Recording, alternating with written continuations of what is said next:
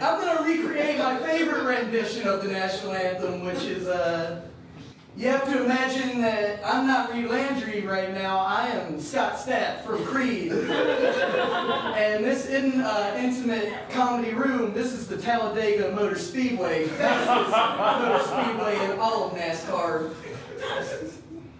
And here we go, alright, so take your fucking hats off and let's do it, guys. Oh, say, can you see?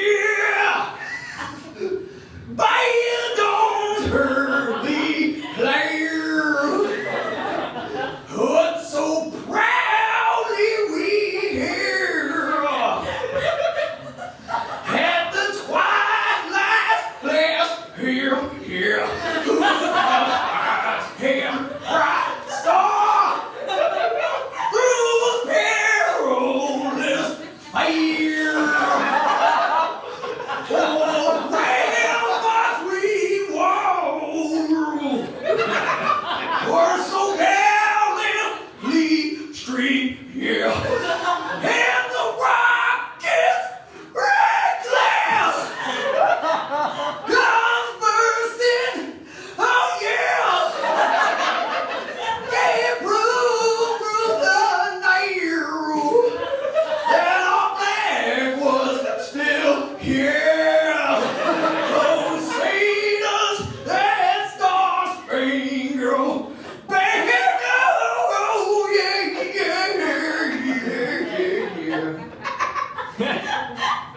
For the land of the free and the hope of the yeah. That's how we get started. Gotta pay respects. You know, they don't have comedy in Russia. They don't even have an anthem, as far as I know.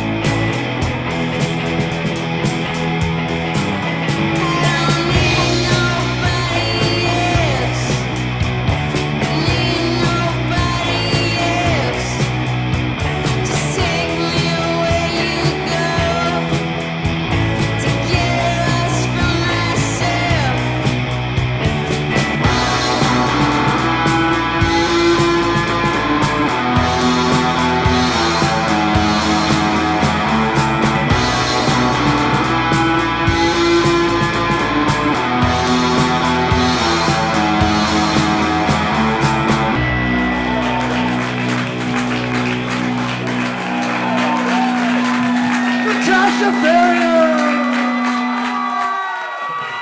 Hi! Yeah! Thank you. That was great. That was great. So this time last year, I graduated college. Thank you. It took me way longer than it should have. I remember it was the first day of the last of my classes, and you have to get up, say your name, your year. This girl gets up, and she's like, "Hey, I'm Kelsey. This is my 5th year. So I'm a super senior, right? And then it's my turn." And I'm like, "Hi, I'm Natasha. This is my 7th year. I'm an alcoholic."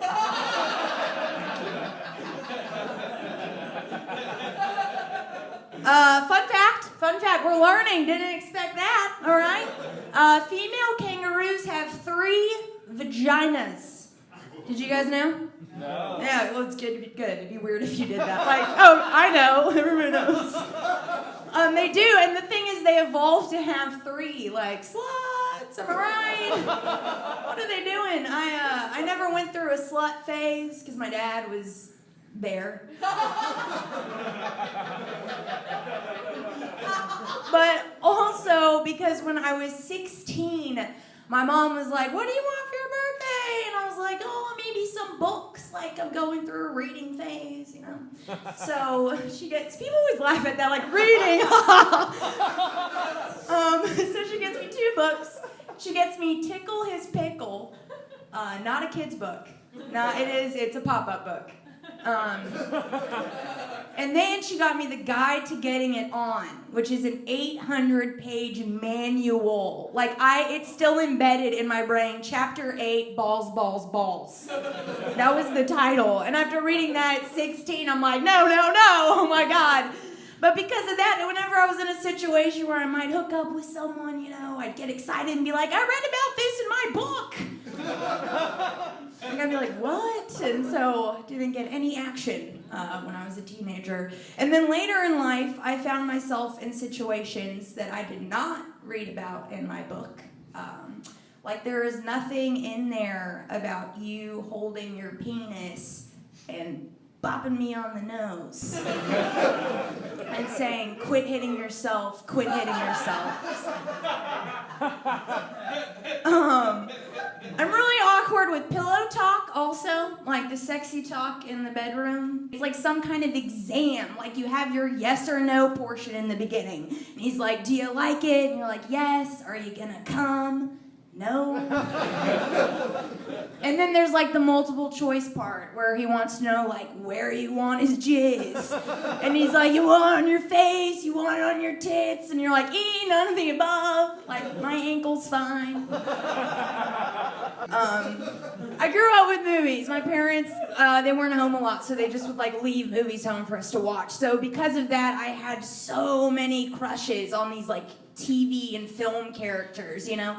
And like I knew that it was fate, and we were meant to be these characters I had crushes on. You know, at 5 it felt so real. But then I actually did get older. Where I was old enough to like go meet these people, and I realized all of them are cartoons, and they're not real. Like the fox from Fox and the Hound, sexy. Like still now, I don't care. Or like Robin Hood, not Kevin Costner, but again the fox. Yeah. Yes, the fox, I agree. But because of those crushes, I feel like now I have these weird expectations for men, like real men, not cartoons. You know, like I want a guy who talks to animals, or a guy who randomly bursts into song about what he's doing at the moment, or just a guy who only owns one outfit. So basically, my dream guy is a homeless man. So things are going well. I'll end on this. I have been told recently a few times that my scent is kind of like a cigarettes and string cheese. What? Yeah. So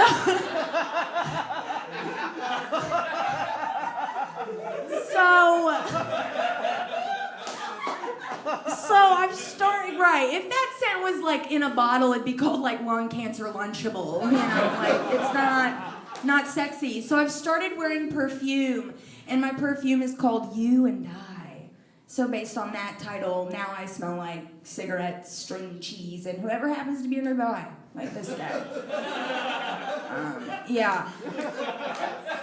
But I thought like it's too strong. Like I'll admit, it is too strong. It was free. It's a One Direction perfume. My parents gave to me. Don't know how they had it. And it's too much. But I thought it was bad until this like group of old ladies walked by me, and that was just like it's, you know. And I feel bad because they're like known for like smelling way too strong. But I think it's because they have it figured out. Because they don't need to smell good. They're not trying to attract people. You know what I mean? They've got grandkids and jewelry that makes a lot of noise. Like, they figured it out, man. I think they just need a scent that gives them the bravado to write a check for $5. That's what they do. But I was looking up other perfumes, trying to like, you know, kind of research what I should wear. And all the names were like, there was Reveal and Temptress and Ageless. Like, which I don't get. Like, I'm supposed to have a scent that lures men into thinking I don't have a birthday? Like, that's a privilege to know your birthday. People used to not know.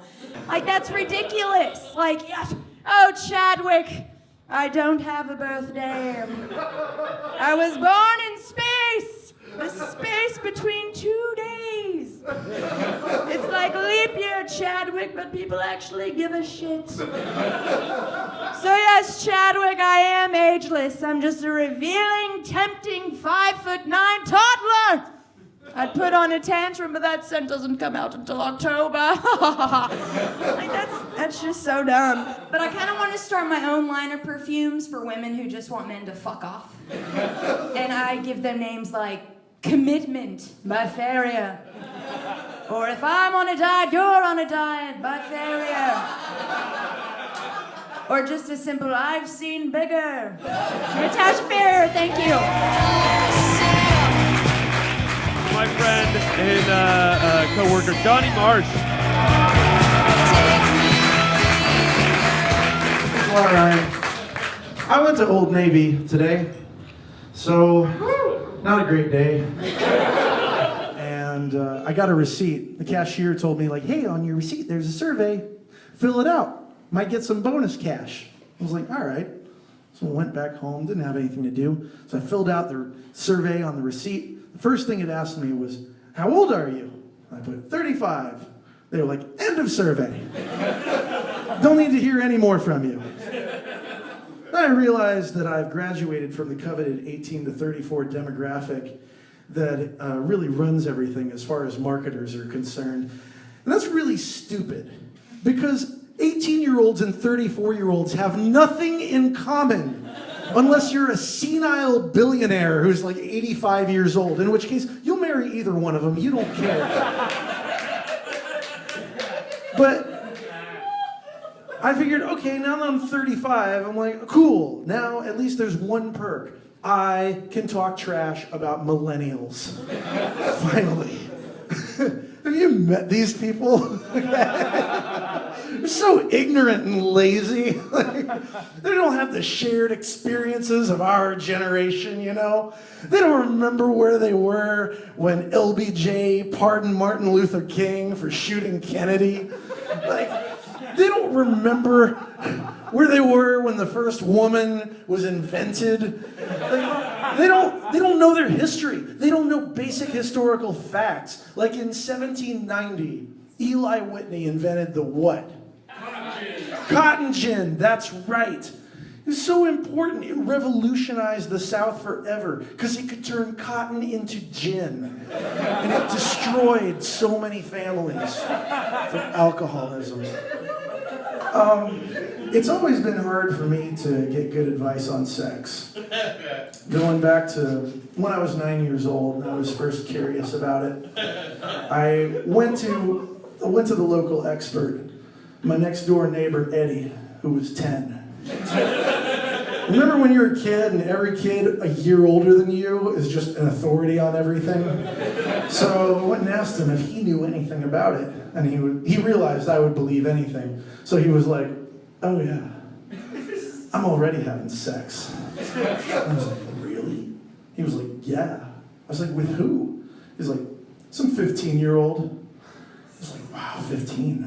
It's so sophisticated. It's amazing. I said, well, what's it like? And he was like, oh, it's real tricky. You gotta be careful. I was like, what do you mean? He's like, well, it's confusing because, you know, there's 4 holes. I was like, what? He was like, yeah. There's one where the penis goes in, one where the baby comes out, one that they pee out of, the other one where they have the period. And I was like, oh my gosh. I was picturing like one of those old-timey guns with 4 bullet chambers, you know? And he's like, you gotta find the right one. I was like, oh my gosh, this sounds so confusing. I was really intimidated. And I have to be honest, like, no matter how much I dig and scratch, I never find 4. I found like 2.5.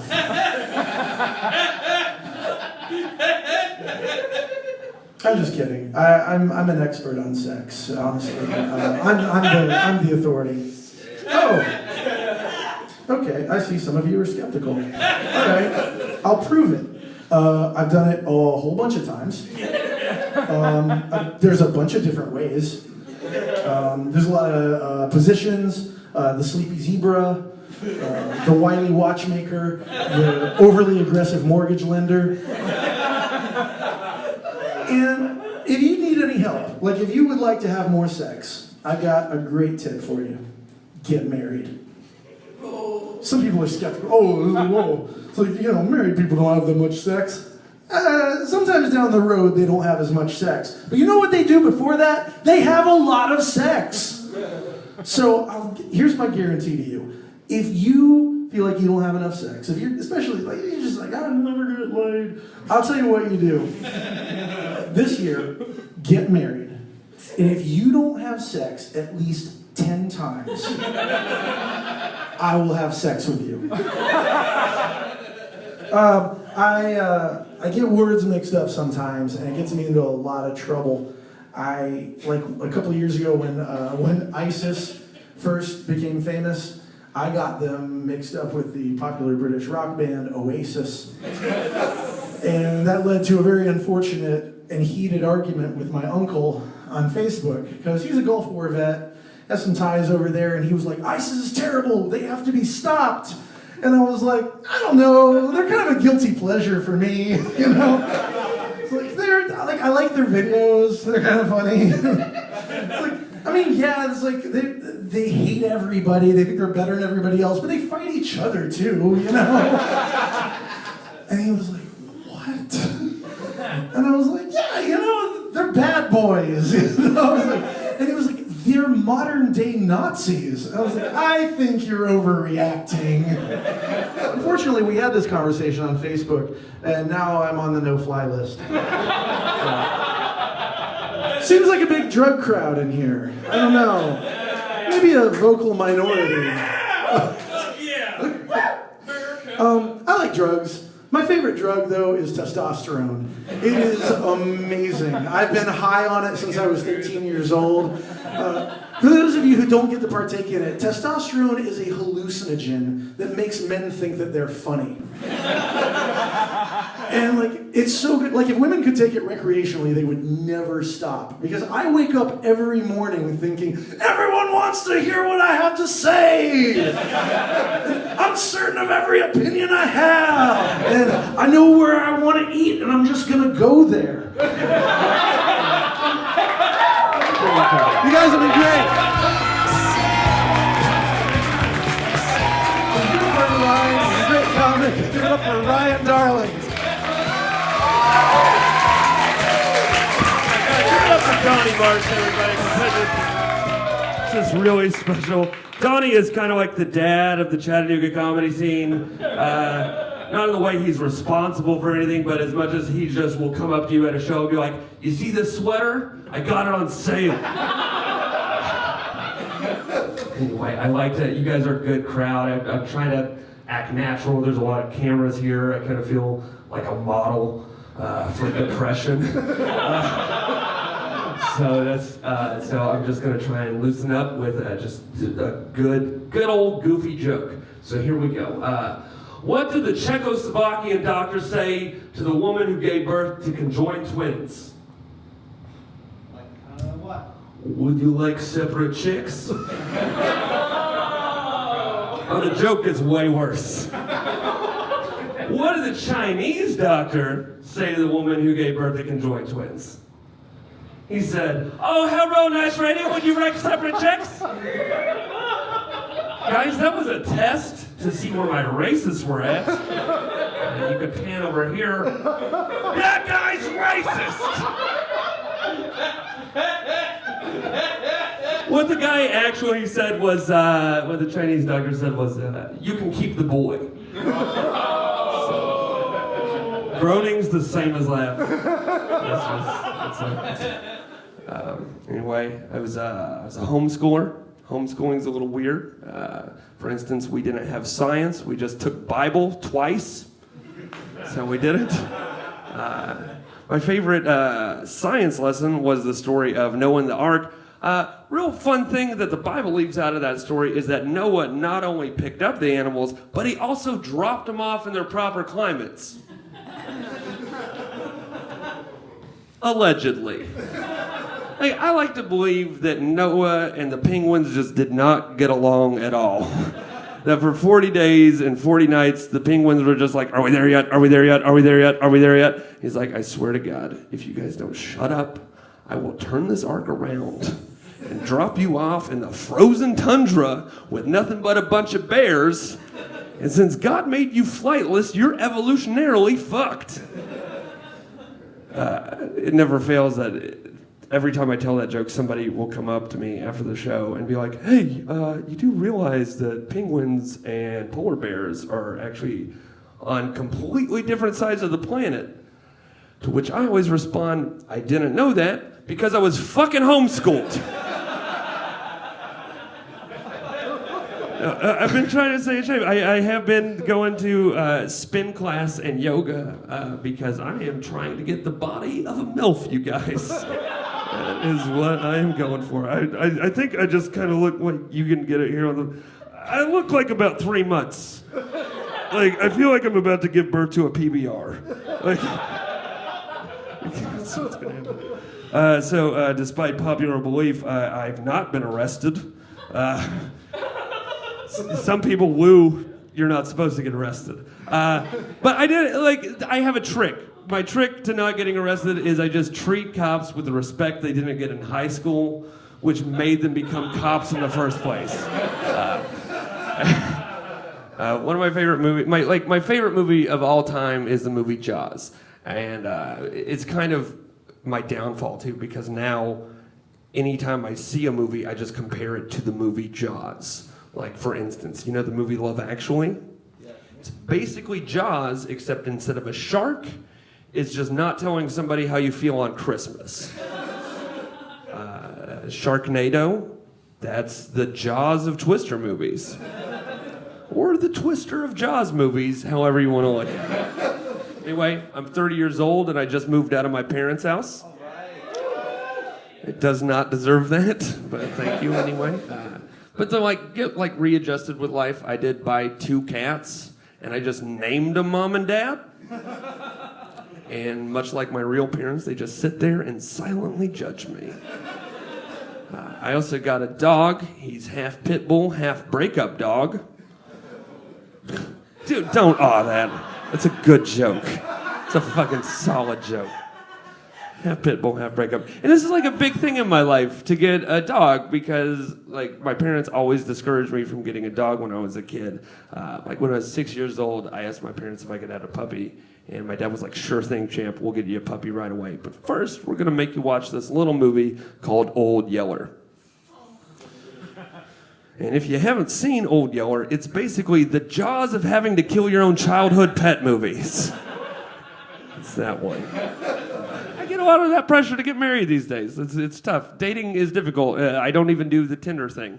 Like, instead of meeting girls online, what I'll do is I'll just go to the public library for just hours on end, and I will look through the bookshelves to hope I make eye contact with somebody on the other aisle, and I hope that person's my soulmate. And it hasn't worked yet. I've seen a whole lot of homeless guys jerking off. No soulmates. I'm still holding out hope. There's a woman I'm very much so in love with who just recently became single. So I'm really holding out that she'll walk into the Chattanooga Public Library someday. Her name is Mandy Moore. And I'm really hoping she gets a library card, you guys. Mandy Moore, she's great. She just got divorced from Ryan Adams. And Ryan Adams fucked that shit up. So, I don't know. I think everybody thinks I'm real serious about Mandy Moore right now. Because if you don't think so, I really am serious about Mandy Moore right now. I fucking love Mandy Moore. I love her so much. I've seen every movie she's ever done in the movie theaters. I saw How to Deal. I saw Chasing Liberty twice in theater. I paid money for that movie. My favorite thing she was ever in was this little romantic comedy in the early 2000s called A Walk to Remember. It's a great little romantic comedy. It's basically the story of Romeo and Juliet, but instead of like the Capulets and the Romulans, you just have it's Shane West having a bad attitude about being in the school play. And then Mandy Moore just has to battle brain cancer. It's a real fish out of water story, you guys, in the sense that when you take a fish out of water, it dies. They didn't make a sequel to A Walk to Remember. They didn't. There was no like A Walk like to Remember. Just doesn't happen. And the reason they couldn't make that movie is because like young hot widowers get so much pussy. Are you kidding? You know how sympathetic you look immediately? Oh my God, I would fucking kill to have a dead wife. Thank you guys. It's my time.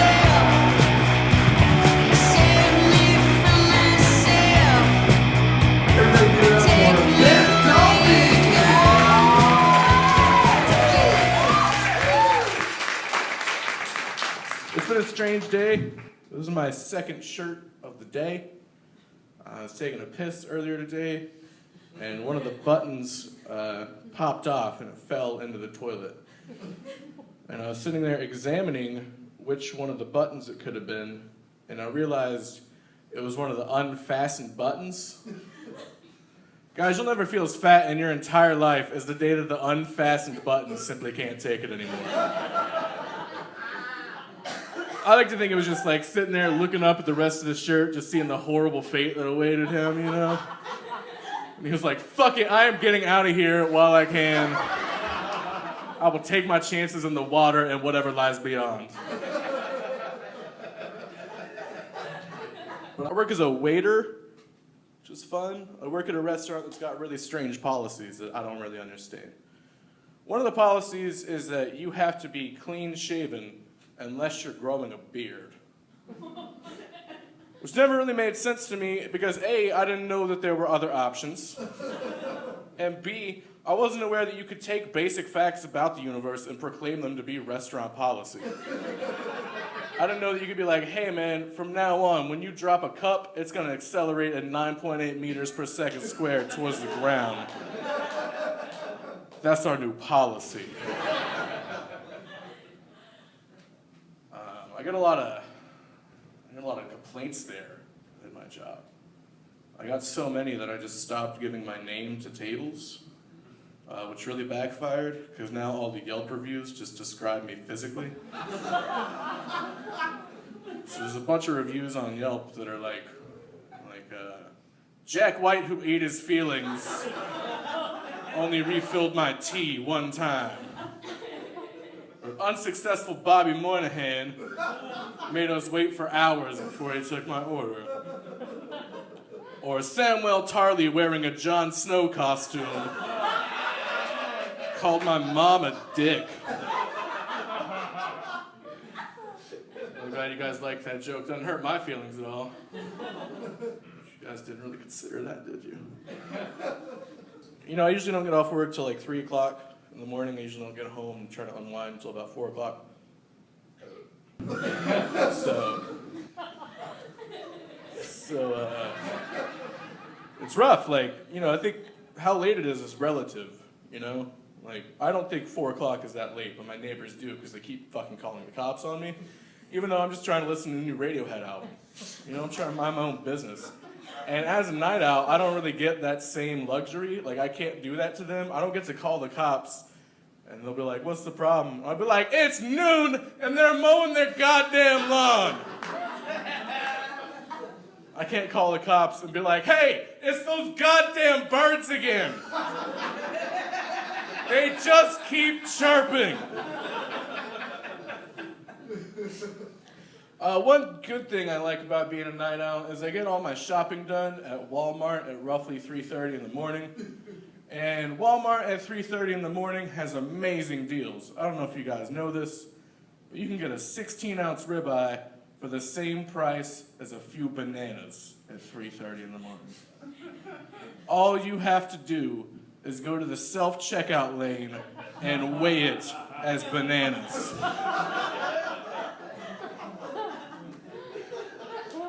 The key here is that you do have to buy at least 1 or 2 bananas. That way, if you get caught, you can just be like, oh, I'm really sorry, it's 3:30 in the morning, I'm so tired. I thought they were bananas. I like wearing my Fitbit at work because, you know, as a waiter, I do a lot of walking, so it's really encouraging at the end of the day. It'll be like, you walked 6 miles today. I'm like, oh, thanks, Fitbit. And then on my days off, my Fitbit will just be like, you have masturbated 2.5 miles today. I'm like, oh, come on, Fitbit. That's not a fair unit of measurement. And then my Fitbit will be like, you have no new matches on Tinder. I'm like, oh, Fitbit, why are you even talking to Tinder? You're a totally separate app.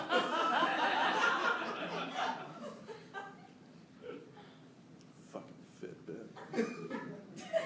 By the way, Fitbits are great, again, if this takes off. Great product. So I bought a bike, and I was going to ride it to Taco Bell one day. It was shut up, it's far away Taco Bell. It wasn't close by. So I ride the bike to the Taco Bell, and I get there, and I hike my leg over the seat, and I hear a rip. And I notice that I have ripped my khakis from the bottom of the crotch all the way to the top of the knee, which wouldn't have been such a huge deal had it not been laundry day, but it was, and I did not have boxers. So my penis is just sort of hanging out, you know? And I realize I am no longer allowed in the Taco Bell. But I traveled a long way and I still really want some tacos. So I ride my bike around to the drive-thru window. They're kind of dicks. They're like, hey, you have to be in a vehicle, sir. You can't do it in there. And I was just like, I just shook my penis at him. And I was like, you give me tacos if you want this to go away. This is a fun room, man. You guys are a great audience. Give it up for yourselves. Oh, shit. You have high self-esteem, too. Usually I'll do that, and there's one guy who's like, meh. You don't really know me that well. I don't understand, if you look at the Old Testament and the New Testament, it seems like there were totally different things going on there. Old Testament God was kind of a dick, in a way. He reminds me of this douchey frat bro who just thought he could do no wrong, and he'd just be like, Job, fuck you! Satan, check this out, look what I'm doing to Job! And then, New Testament God is a lot nicer of a guy. That same frat bro was like, shit, man, I got a kid now. I guess everybody just be nice to each other. I used to work with a guy who was a fundamentalist Christian, and I admired that. I admired that faith because I don't have it. So, fundamentalist Christian, he believed that every single word of the Bible was true. And I admired that because this man lives in a world where, the flood, all the plagues, all that shit, it all happened as it's described. And it was at that moment, after everything in the Bible, that God finally went oh shit, physics. I forgot to make physics a thing. There's gonna be a lot of changes from here on out. From now on, global weather patterns. And you know what? Everybody dies once. I was at a festival in Alabama, the worst fucking state in the union. And I was in line for the porta potty, and I've been waiting a while. And just before I could, go into the porta potty, this fucking bro guy cuts me off. And he wasn't your ordinary bro. He was a super bro. He was like Judge Bro Brown. He's like mighty bro young. And just before he like closes the door to the urinal on me, fucking Broseph Goebbels looks at me and he says, "Roll Tide." And it was at that moment in my life I decided that the next time I do something terrible, I'm going to end it with the phrase, "Roll Tide." Like the next time I stiff my waiter, I'm just gonna write "Roll Tide" on the check line. Next time I call your baby ugly, I'm gonna scream "Roll Tide" as I walk away. Next time I push over an occupied porta potty, I will scream "Roll Tide" while doing so. And I want all of you in this room to join me in this endeavor until eventually "Roll Tide" has the exact same connotation as white power. Because let's be honest, folks, how different are they really already? They're practically interchangeable. You can just be like, "Man, I fucking love NASCAR because black people never win. Roll Tide." Or, "I'm voting Trump. Roll Tide." It's all the same. You guys have a great night. Let's give it up for your host, Donnie Marsh. Please welcome to the stage a national treasure, Grace Holtz.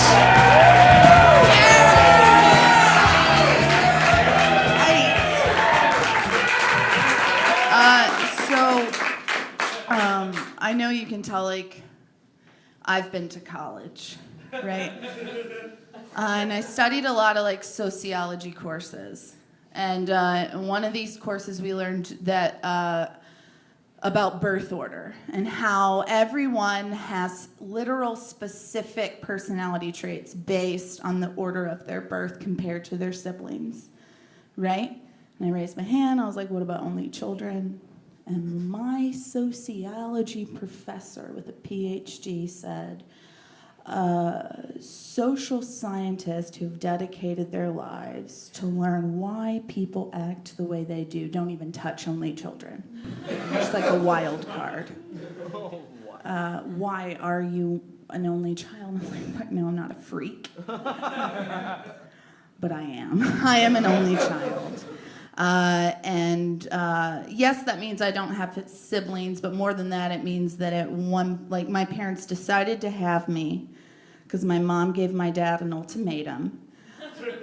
So they planned to have me. She was impregnated with me. She delivered me, and then they met me for a couple of years, and then we're like, you know what? I think this is it. I think this is the only one. Like, if this is what we both make, maybe this one should play alone for the rest of her life.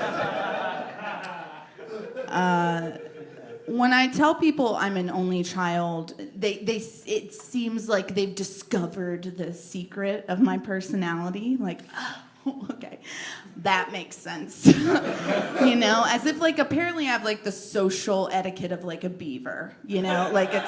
It's like why is Grace chewing on that tree again? It's like, oh, she's an only child, and someone's like, oh, that makes sense, of course.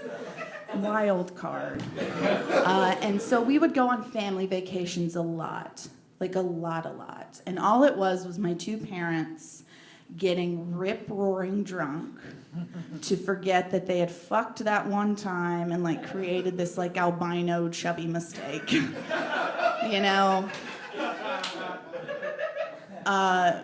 And so they would like to go to things by themselves a lot, but they would equip me, not with a friend or a pet, but on family vacations they would give me an air horn.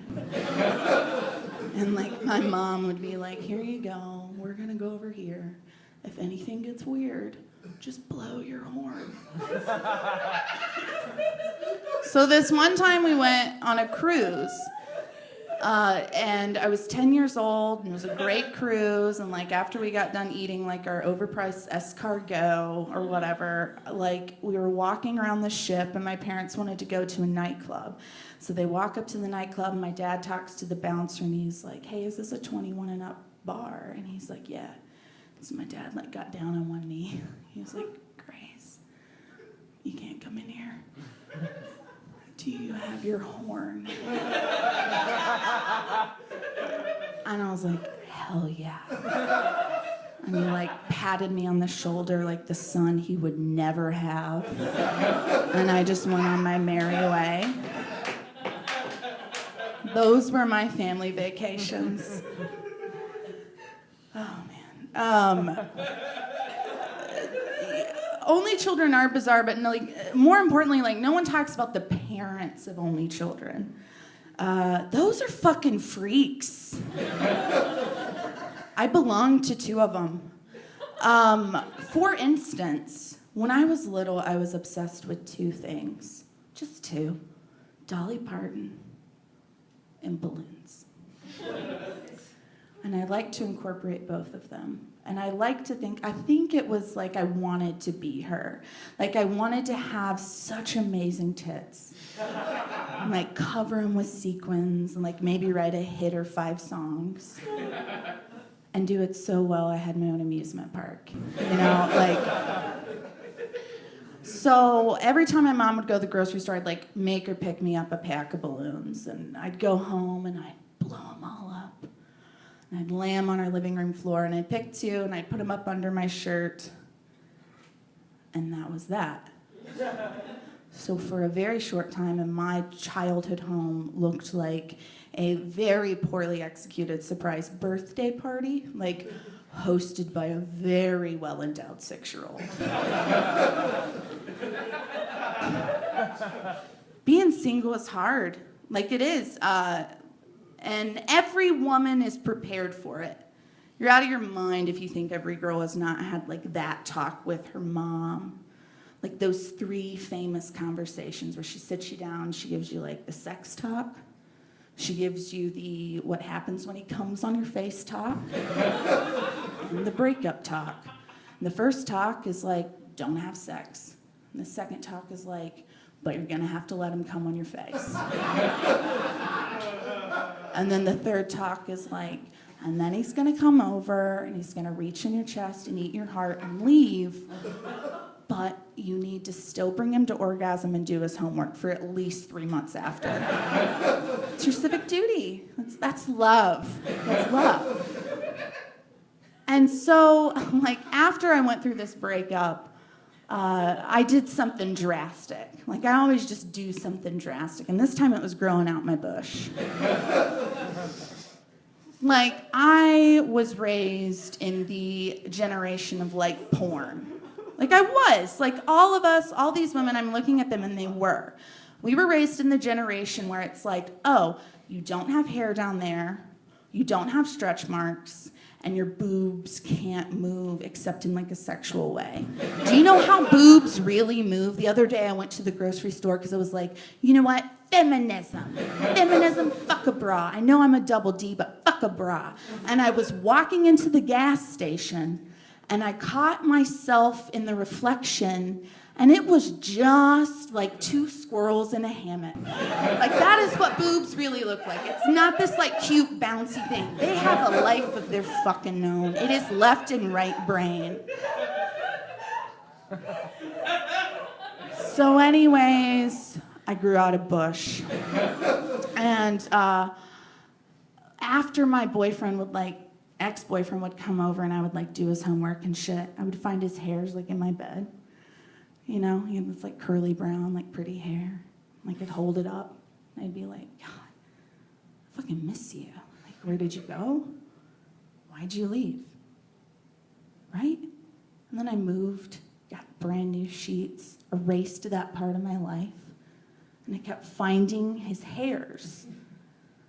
And like the 5th time it occurred to me, I was like, these are my own fucking pubic hairs. How many times have I held up my own pubic hair and been like, God, I fucking miss you. We were perfect together, why the fuck did you leave? And like, so the other night, I was laying in bed drunk, naked, playing like a game on my phone, like a drunk cyclops. And my ex-boyfriend texted me and he was like, let me come over. And I was like, Yeah, in your dreams, which I let him. And the reason is because, like, I have lost, like, weight since we broke up. I mean, weight. And if you are insane if you think that I was not going to let someone see me naked, that could compare. Like, absolutely. So I spent like 45 minutes getting ready to look like I didn't get ready at all. And like he comes over, and then as he's going down on me to show me that like he's really PC and like a bush doesn't bug him, even though it's just like you can just tell it's just this like please pull me back up kind of thing. I was like, actually, I probably should, because like I have no fucking idea what's down there. Like I'm new to it. I'm new to the pubic hair game. I don't know. But I do know that I've given many blowjobs and found bits of toilet paper in like the ass fur of the dude. So who fucking knows what's in this jungle? Car keys, the lost socks from the dryer. Oh, look, it's my dad's respect. Like, who knows?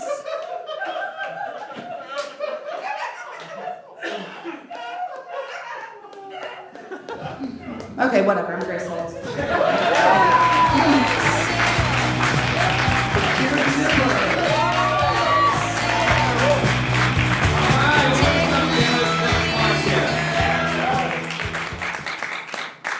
It's great to be here, and it's great to be here at a hipster's spare room in his apartment. This is art. This is art.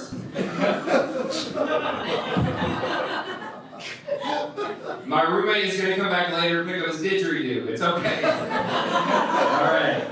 So glad we got a shot of the didgeridoo. This was all I was working with. I love my parents though. My mom, she was real strict on us growing up. I remember one time she said, or I went up to her, I was like, "Hey Mom, me and Zach snuck out of the house last night." She was like, "Zach and I." About to say it again, you're grounded. She didn't have a lot of money for Christmas this year. She wanted to get us a lot of gifts though, so she got me a pair of shoes and just wrapped them separately. So on Christmas morning, I was like, "Oh, I got a shoe!" Right? She says, "Now open this one." You find out all kinds of cool things about your family. For example, I've got an uncle who is the Kobe Bryant of cornhole. Right, he's out there, he's playing against people that are half his age, way too competitive. Nobody talks about how he cheats on his wife. Kobe, right? I also went out with a girl on a first date. She lost her earring in my car, and so I found it and I texted her, let her know I found it, and I got no response. I can't even get a text back whether her own jewelry's at stake. I was like, "Are you sure? Just take the... You said your grandma gave you this earring, like right before she passed away? Like moments before? Like she was on her... Like, she was like... Hold on. Just take the earring, right? She's like, "Well, I have another grandma, so it's fine. You keep it." I tried the online dating. I signed up for OkCupid, right? And they sent me, immediately, 4 matches. I was like, "Okay, Cupid! Okay!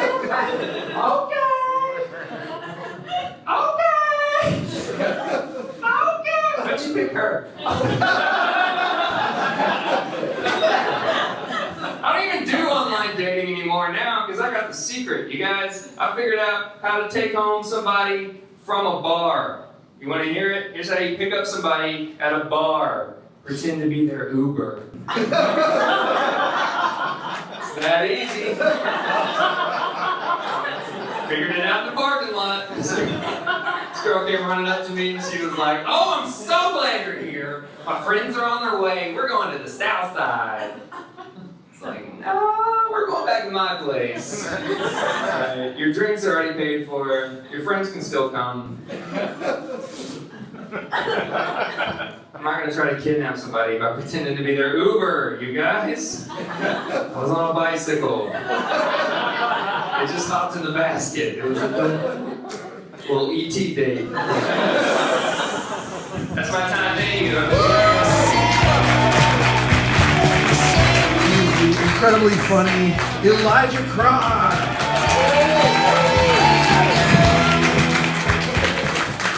Before I start this off, I just want to address the elephant in the room. Yes, I did get my penis mangled by a Beyblade. Yes, there is video of it on the internet. And no, I will not let my newfound fame go to my head. You guys feeling good? You guys feeling great? I'd probably say on a scale of 1 to 100, I'm probably feeling about a 69, right? Yeah. You guys get it, right? It's a sex number. That's why it's funny. I'm really stressed out recently, and every time I try to relax, those damn teenagers keep trying to steal pies from my windowsill. I'm about to sleep in number bed so I can get better sleep. Be less stressed out. Yo, you guys know what number I put on though, right? 69! Yeah! It's very uncomfortable. I get almost no sleep. There's a basketball player from the 70s whose nickname was Pistol Pete. And he got that nickname from his very accurate jump shot and his penchant for shooting people on a private island, a la the most dangerous game. Here's a fun fact about Pistol Pete. He later died of a heart attack playing a church basketball game, which just goes to show you, God doesn't forget, and he doesn't forgive. Man, I don't really need, some people need alcohol to have fun. I don't really need alcohol to have fun, okay? I don't need alcohol to have a good time. I don't need alcohol to pass out naked in front of a bar. I don't need alcohol to join the French Foreign Legion and commit some war crimes, okay? You guys know Trump, right? His famous, what's the deal with his famous hair? It's so weird, right? We can all agree on that. And then what's even weirder, you go up to him, you brush his hair aside, you see his disgustingly sexy scalp. And you peel the skin back, you see his shiny skull. You crack that open, you just see a raccoon pulling on levers. I don't know if you've read the Constitution, raccoons aren't allowed to be president. I spend a lot of time on internet.com, and my favorite search engine is Ask Jeeves, because it makes me feel like a rich guy, like I got a butler fetching stuff for me, like, Jeeves, go fetch me some pornography. You guys ever watching pornography, and it's the pool guy scenario, and you get disappointed because the guy never ends up fucking the pool? To make counterfeit money, I found out you gotta counterfeit $10 bills or higher because it costs $5 to print one counterfeit bill. But me, I only counterfeit $5 bills. See, I got into it to make money, not make money. So, you know when you buy some beans, right? And it just gets shaken up in your bag too much. You open the can of beans up, sprays everywhere, ruins your day. Here's a fun prank you can do. You see, you get a can of beans, you shake it intentionally, and then you give it to one of your friends as a gift, like is common in today's society. Like here, can of beans for the bean bitch. And they open it and it explodes, instantly killing them. Great prank. You ever have this happen to you? You ever want to say something extremely racist, but your mouth is just too full of dip?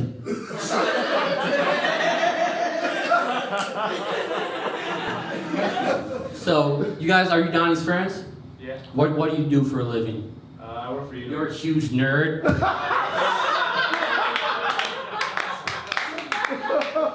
Where are you from? Here more or less. Washington, D.C. the home of those liars, right? Like those liars in Congress. What's your name, Mr. Liar?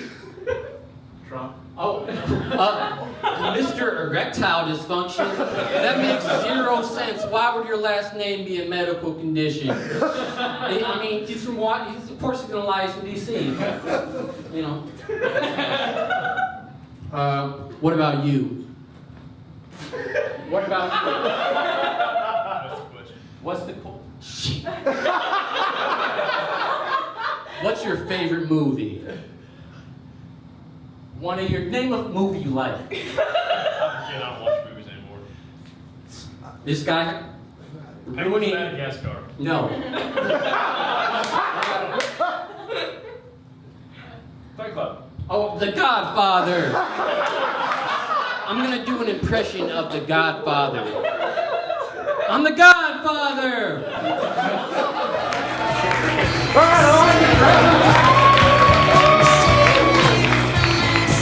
Please welcome the unforgettable Alex Howard.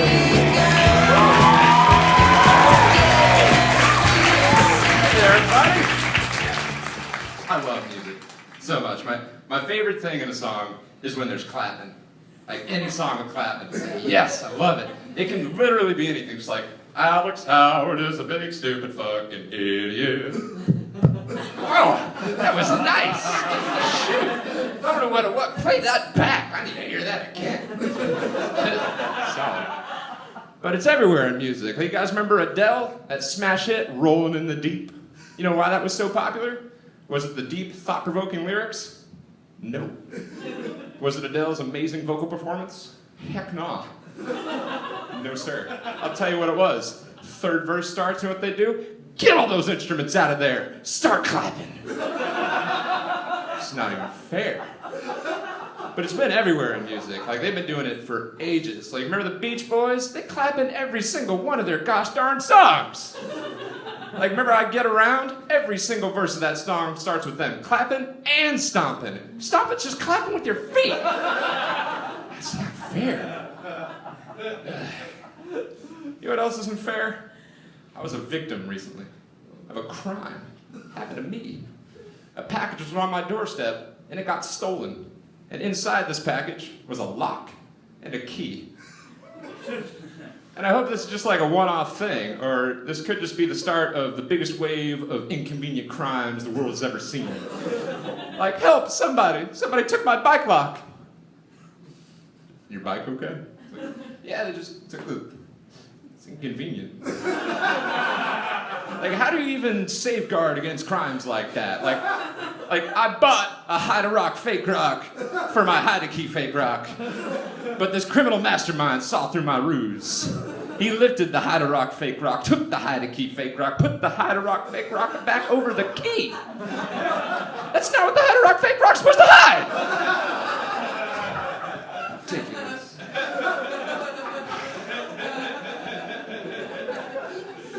So that happened to me. I don't think I know how crime works. It's probably a good thing though, because I do know I could never handle prison. Just wouldn't go well. Like the way I realized this is that one day I was taking a shower and I dropped the soap. And as I reached down to grab it, I just imagined, what if I was in a big open shower? Bunch of naked, muscly dudes, fine mist in the air, muscles rippling. You know what would happen, man? He'd make fun of me. It'd be so embarrassing. They'd call me like Butterfingers or something. They'd never let me live it down. Like afterwards, I go to the prison library, try to read a book or something, and some guy who's not even in my cell block would just like walk up and be like, oh, can't even hold on to that, can you? Butterfingers. You know, be all depressed, go back to my cell. Cellmate's there, I'm looking down. He's just like, what's wrong, S.A.?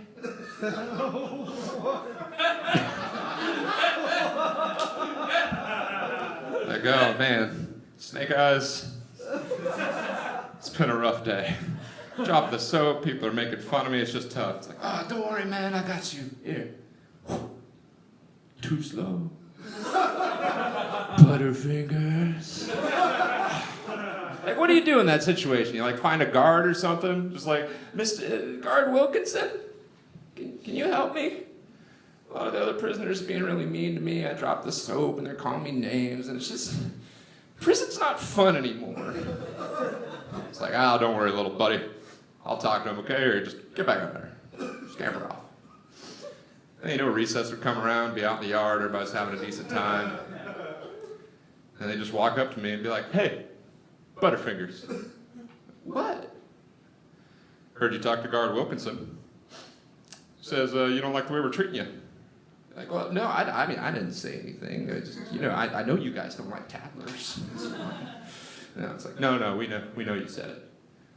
Makes you a snitch. You know what snitches get, right? In art class, you only get to do crochet.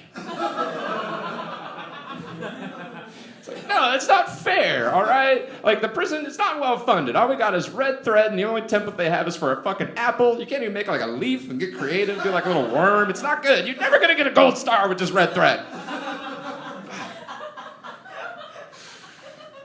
Prison's hell. Not gonna go there. I went and worked at a chicken processing plant. And when people hear that, they always seem to assume that I killed chickens. It's not true. We had a machine for that. It's very effective. But it wasn't perfect. Occasionally there was one chicken that was a little bit smarter than all the others. And a little something special happened. Ladies and gentlemen, welcome to Chicken Ninja Warrior! Our contestant tonight is a free-range organic bird, but don't let that pedigree fool you, folks. He has the same wish as every single contestant before him, to not die. But enough about him. First obstacle's coming up. Let's check it out. It's gonna be the stunner. One touch of this electrified platform will leave our contestant completely unawares for the horrors that await him. Let's see how he handles it. Oh, what an incredible dodge! It was amazing! But hey, no time to celebrate yet. We're getting to obstacle number 2, the auto blade. This revolving piece of metal has the ability to decapitate over 1,000 chickens every single hour. What is our contestant gonna do? The water system is incredible! We've never seen a contestant of this magnitude. I can't believe it. But here comes obstacle number 3. It's the quality assurance technician, the crowd favorite. This minimum wage worker spends 8 hours every single day watching dead chickens go by, waiting for one chance to take his aggression out on something other than his family.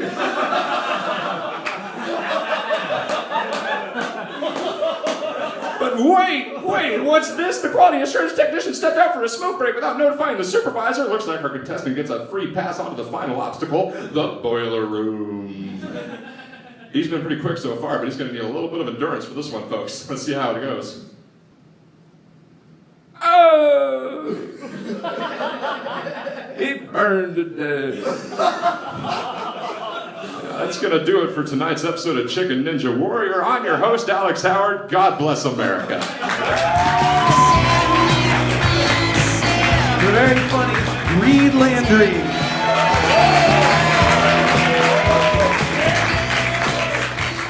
I don't get bird watching, y'all. I don't understand it as a pastime. Because I'm more of a people watcher, right? I watch people. So, like, I go out with my bird watching friends. They get really annoyed with me. Because apparently you're not supposed to talk shit about the birds when you watch the birds. Nobody told me that, all right? I'm like, oh, look at this snow owl over here. What are you doing? What are you doing? Malting? You're malting already? Never gonna get any snow owl pussy malting in July. Come on. This fucking goose. Hey, south that way, buddy. I think I'm missing my calling right now. I want to work in porn, guys. Not as an actor, not as the dick or a fluffer or anything like that. I don't have the stamina for that. It's gross. I just want to be the guy that names the movies, all right? I think I have a gift. I've got a whole list. I'm just going to rifle them off for you right here, okay?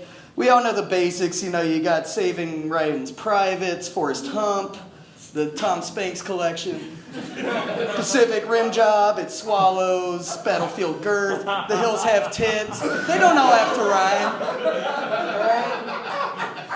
Fatty Shack, Pound Hog's Day, Schindler's Fist, Basic Ass Thing. Reservoir Pogs is one I'm kind of proud of. Anybody not laughing at Reservoir Pogs, I will enlighten you. POG is a porn acronym that stands for Fat Ass White Girls, also known as Reed's Type. So, there you go. There's the joke there. You got your basic ass stink, pump friction, hateful rape, Requiem for a Cream, Diddler on a Roof, Gladiator, got the talented Fister Ripley, Boys into Clitoral Hood, Oh, She's 11, and Piece de Resistance, my personal favorite because this one took a lot of time. It's a lot of words removed, but it still works out as one poo over the cuckold's chest. Right? Thank you. That's like 3 word changes. You still know where I'm coming from. Nurse Ratchet. I'm the only one. Well, I'm done with that fucking... It's a souvenir for somebody. I love going to the Lookouts games. It's our local team here in Chattanooga, the Chattanooga Lookouts. It's our baseball team. I'm not even a baseball fan, but I love going to the games because for $7, I can show up there and get hammered drunk and just yell at a third baseman for like 4 hours, and it's great. And social media has really enhanced this experience because I can like Facebook the guys beforehand, before they get up there. I'm like, oh, you Google them, you get their stats, you check their Facebook. It gives you a lot of fuel for the fire. You know, hey, Zach Shank, that was his name. Zach Shank, you 5'9" son of a bitch. What do you weigh, approximately 180 pounds? I see you were batting like a .3 something last year. I don't know if that's even good. I noticed on Facebook you were standing in a gazebo. What's the point of gazebos, Zach Shank? What are those, New Balances? They look like old Balances. Anyways, it goes on and on and on. It never ends. It's a great way to spend an afternoon. I want to take it to the next level. Now that I started Facebooking these guys, I want to see who our season closer is and start catfishing this third baseman for like 3 months, right? I want to get this guy to divulge everything about his life to me. You know what I'm saying? And then, you know, when the game's on the line, bottom of the 7th, that's when I let him have it. You know, hey, Zach Shank, by the way, that chick Amy that you've been chatting with on Facebook was me the whole time. I know that deep down in your heart you never think you're going to go pro, but really you're just playing ball to satisfy your dad because you think that'll make him really love you. Got plenty of time. Reed, do you get hot? Oh, dude. I get hot. By request. I will do jokes by request. I get higher than anybody. Let me tell you. Folks, do you folks in this weird murder room, do y'all like to get high? Dude, I get higher than anybody, bro. And I'm going to tell you why right now, dude. Ghost hits, bro.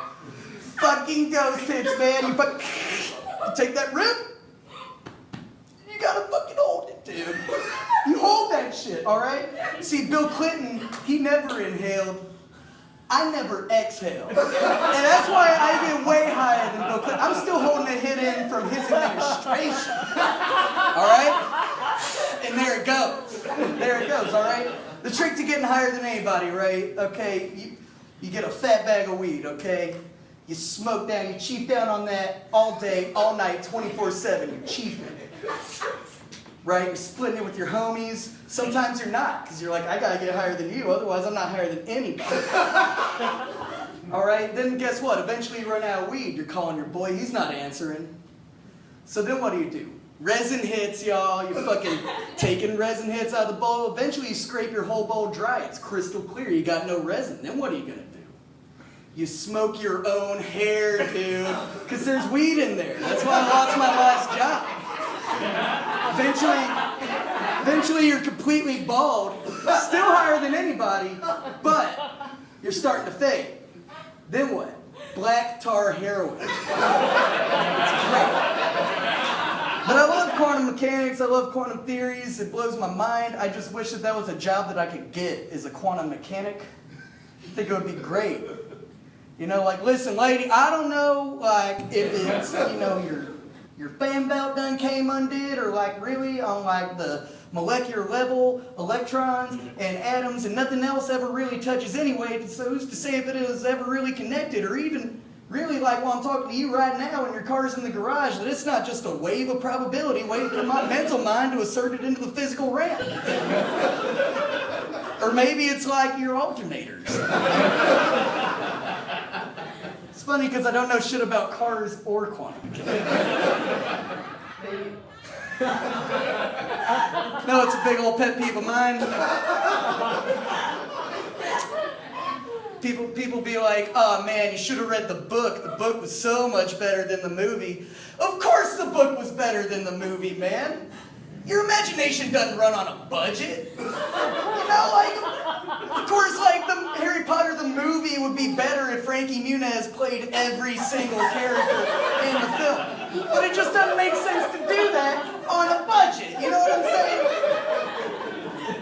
It's a fun thing you can do with, like, any book, really. Like the Bible, I like to read the Bible. I like to cast it myself. I casted Fran Drescher as the Virgin Mary and Woody Allen as Joseph.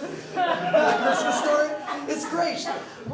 Joseph, what are they saying in there? What's going on?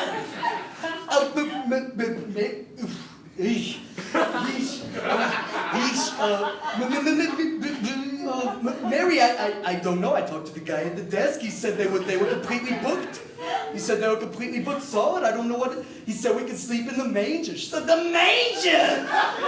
God, Joseph, with the animals and the disgusting, it smells like shit in there. Joseph, there's flies. I'm carrying the Savior. The Messiah is in my cuda right now, Joseph. You want me to sleep in a manger? So Mary, I would love to get a room. He just said they were completely booked. I mean, we could maybe walk like 50 more miles down that way and see what they. No, Joseph, I'm set to pop at any second. Jeez, Mary, I don't know what to. I can maybe try to sweeten the deal a little bit with some money or something. No, Joe, don't even bother. I don't know though. They could keep going. All right, guys, thank you very much. Give it up for Matt Humphries.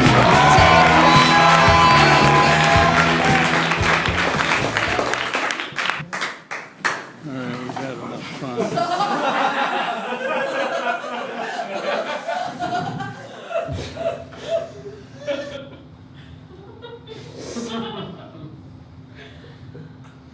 You guys ever have one of those days where it's just like, fuck it? I'm gonna move down to Mexico, become a drug lord. Because dying in a ditch after my last gunfight, smoking a Cuban cigar has gotta be better than this shit. Cause I got to deal with stupid people every fucking day that rob me of my education. They just take it. I feel like I'm gonna have universities that I've attended that are gonna give me a call and be like, Mr. Humphries, we're gonna need those degrees back.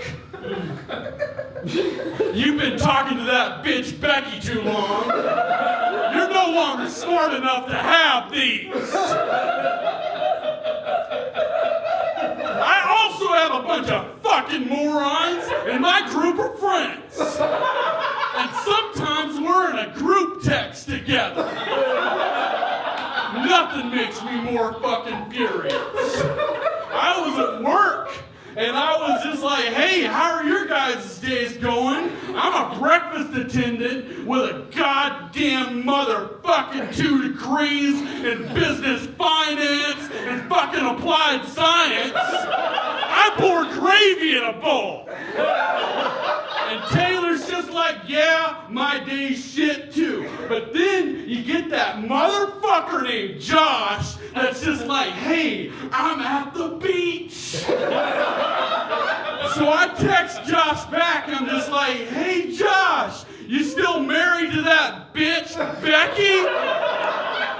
stealing my motherfucking education. Swear to God. Have you guys noticed that when you are forced to be friends with somebody, you know, you need a ride or whatever, it's not somebody cool. It's not fucking Will Smith or something. It's fucking Keith with his eating hard-boiled eggs at odd times out of fanny packs.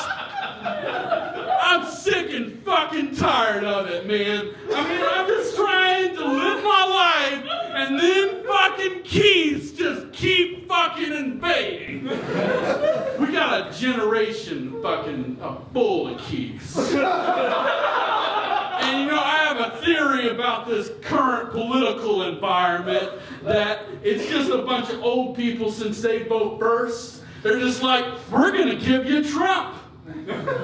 Because we're on our way out, and fuck you. I think that's exactly how this fucker got up to the place. There's no logical explanation. There's no other logical explanation. That's it. Old people saying, fuck you. Can't wait till I'm old and say fuck you. Anyways, I got this girlfriend, right? And we were going out to have some food, and some things were closed that were our regular spots. And I was just like, hey, what about KFC? And she said gross. And I got fucking furious. Because with KFC, I've had a longer, better relationship than I've had with my own fucking father. Original recipe is the closest thing that I got to fucking hugs growing up. So this fucking girl says gross.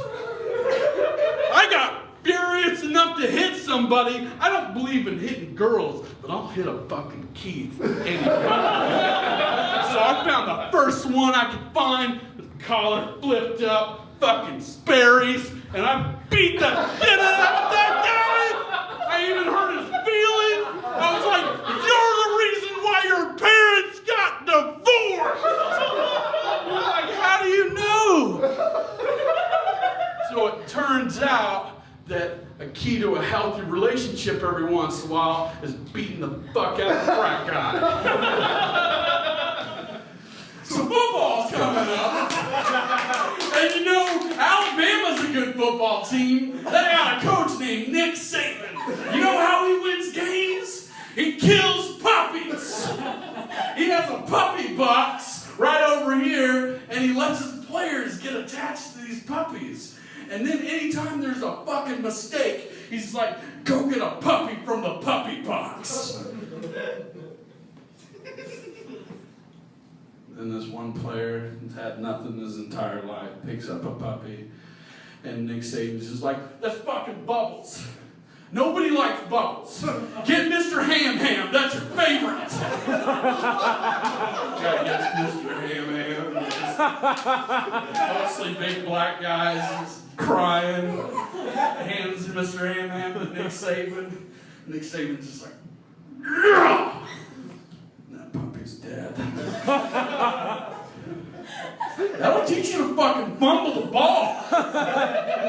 Killing your favorite puppy every time. A lot of bullying's been going on in the world, or at least in this country. You know why? It's fucking fun. There's nothing that brings joy to my heart when I see somebody that's just like, oh yeah, I'm having a good time, this is great. Well, I have a damaged soul that my father gave to me. So I go up to that person and I'm like, you don't get to have that! That's also what the Christians do to the gays. They're just like, hey, why are those people so happy? They're breaking the rules. Jesus always wanted to send people to heaven. You know, he sent out the Great Commission. He's just like, get people to go to heaven. Christians' favorite thing is to send people to hell. Joel Osteen doesn't want a smile on his face as he robs people. The poor. Let's turn the page. Shut the, what the fuck? God damn it! Cameraman. So I had a bully in my life. It was my mom. No, we gotta edit that shit out. Get some fucking laughter in there. I'm not having no fucking alls. My mom was a saint, and she did me right and created this. First thing she did, she was just like baking some shit as she did. And I went up to her and I was just like, Mom, I like dinosaurs. Why don't we have dinosaurs anymore? And she was like, well, God doesn't like liars. The dinosaurs lied about pooping in their pants, and then he killed them with fire. I shit my pants that moment, and then lied about it. You know, God, especially in the Christian world, is still a little fucking weird, you know, especially with like the 3-in-1. Like meshing them together, because Jesus is just like, I'm God, I'm my Father, I'm my Son, I'm also a ghost. How